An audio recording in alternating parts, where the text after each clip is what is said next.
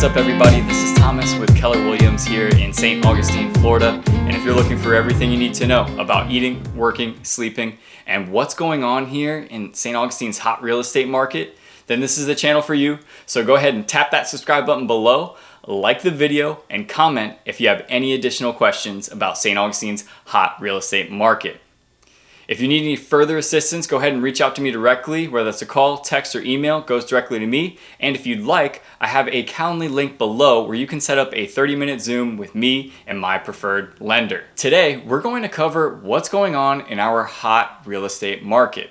We're going to cover the stats that are behind everything. We're going to cover the mindset of the market overall. And we're also going to cover the issues that we've been seeing here in our local real estate market that have been consistently popping up, which is super valuable knowledge for anyone that is looking to buy or sell in today's real estate market. So when looking at the recap for the real estate market here in January, this covers Jacksonville, St. Augustine, and Palm Coast. We're going to see that we are at a sale to list price of 99.3%.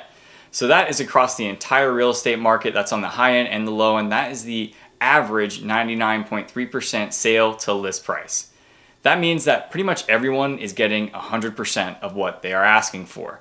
So if you're looking at the homes that are going within a couple days, or they're the best house on the best block in the best neighborhood, more than likely they're going into multiple offer situations, and on top of that, they're going to go over that sale to list price. So you can expect they're going to be 102, 103, 105% of list price in some cases. I think most realtors would agree with me that if we could rewind time back to the old seller's market where we had maybe, triple the inventory we do than we have today, that life would be a whole lot better. The days that, hey, we'll go out, look on Friday, Saturday, we'll take a look at 5-6 houses. You let me know by Monday what you want to do.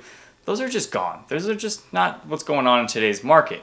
And that's causing an air of desperation and neediness across agents and buyers. Year over year, we've seen a 24% increase in prices. So from this time last year in January to this time now, we've seen a 24% increase in prices. That is a huge amount when typically you're seeing a 2.5% to 3% increase. Zillow this year forecasted that the Jacksonville area is going to see a 20% increase. I've seen some for St. Augustine that say 35%. So this is a crazy real estate market. It's super hot. People are moving here in droves, and they're coming from the northern states where their properties are worth a whole lot more. They're coming from California where their property is worth a whole lot more than it is here, and they're coming and they're buying in cash. If you look at inventory on single family homes of January of last year to January of this year, our inventory is down 30% just across single family homes and around 40% across condos and townhomes.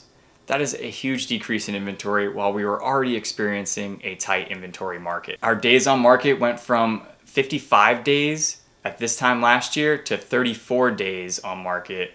So that means that pretty much everything is going within a couple of weeks. And at the longer end, they're going to be a month or a month and a half, 2 months on the market.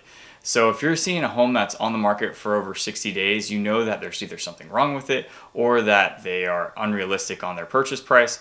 There's several different things that can help you decipher what's going on in today's real estate market. The mindset of the market right now between buyers and sellers is both an air of desperate and very emotional. Buyers are worried, are they going to be able to find their next home? Are they going to be able to get into contract? And sellers are wondering, if I do sell my house, where am I going to next? Or if I do sell my house, maybe it's a cash offer and I got to move in 2 weeks. There's a whole bunch of problems that are going on in our market because of how hot and how charged it is. And part of that reason, which is something really important to touch on, is that there are a ton of new realtors entering the market. And this happens anytime that there is an up market. People see that there's unlimited potential in real estate in terms of how much you can make, and they think, hey, I want to hop in on that. It's easy, I can do it. And that's why 95% of realtors fail within the first 2 years. Our market is really crazy. You need to know who you're working with and make sure that they are experienced and know what's going on in today's local market. Using someone new as that, and maybe they're a friend or something, may be nice, but at the end of the day, this is going to be a large financial transaction that you're about to make. And you need to have confidence that you need to move forward with the person that's going to work best for you and your situation. As of right now, there are about 11,000 realtors in our market, and there's only about 2,200 homes available. So that means that most realtors aren't doing any business at all. In fact, over 50% of realtors last year didn't even do one single deal. That's a really important thing to know when deciding who you're going to use in terms of your information and who you trust and work with in the future. Because of this, we're actually seeing a lot more problems. Deals are falling out of contract at a higher rate. There are more ethics disputes being reported, and there's also more arbitration and binder disputes on the contract that are being reported now more than ever. So this brings me back to who you work with is more important today than it has been in the past, because agent relationships really matter in today's market. When you see a buyer's agents come by that, someone that you've worked with before, it makes you feel a lot more comfortable knowing that they are easy to work with. You trust that they're going to move forward in the best way possible, and also that they have a history of getting the deal done. That's also the same with having a local lender, someone that people know this guy gets to the closing table. So everyone's just trying to protect the seller and the buyer's interest in this instance. So everyone's just trying to do what's best and what's right for their client. Some of the issues that we have seen in our current real estate market is going to be the commission squeeze. Now, this is something that doesn't really affect you as a buyer or a seller, but it affects agents here.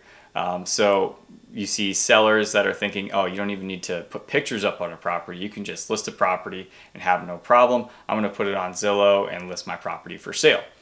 Well, they think that they're saving money by cutting out the realtor on the listing side, but more than likely, they're going to be working with a realtor anyway. I believe it's over 80% of for sale by owners end up working with a realtor in some type of fashion, whether that's on the buying end or the selling end or both.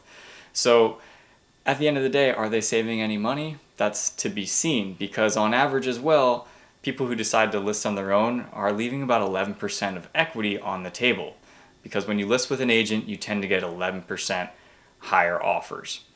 I don't do the math on these things. I'm just reading the statistics they tell me, but it makes sense. You go to Facebook Marketplace to buy a car, which is not even it's not an asset or anything, but you go to Facebook Marketplace to buy a car versus going to a car dealership, you're going to expect to pay two different prices. And that also translates to real estate. We've also seen a commission squeeze amongst builders, and that is something I think we are going to continue to see, as they are actually the ones bringing the inventory to our market in a market where all we need is inventory.